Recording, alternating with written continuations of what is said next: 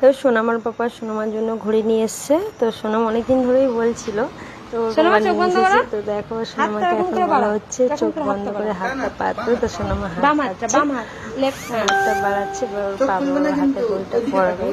আমি বুঝতে পারছি, আমি খুব খুশি হচ্ছে যখন ওর পাপা দেখো ঘড়িটা যখন পরাবে, মানে অবস্থাটা দেখো কেমন করছে, মুখটা দেখো।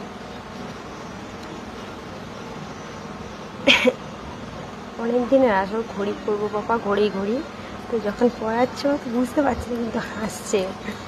তো ঘড়িটা পরিয়ে দেওয়ার পরে যখন ও দেখবে ওর অবস্থাটা দেখো কতটা খুশি হয়েছে। বুঝতেই পারছো কি করছে। সন্তানদের ছোট্ট ছোট্ট উপহার দিলে সন্তানরা যতটা খুশি হয়, বাবা মা তার থেকে দ্বিগুণ খুশি হয়। সন্তানদের খুশিতেই বাবা মার খুশি। তো ঘড়িটা নিয়ে সবাই যতটা খুশি হয়েছে, আমরাও ঠিক ততটাও খুশি হয়েছি, যে অতটা খুশি হয়েছে।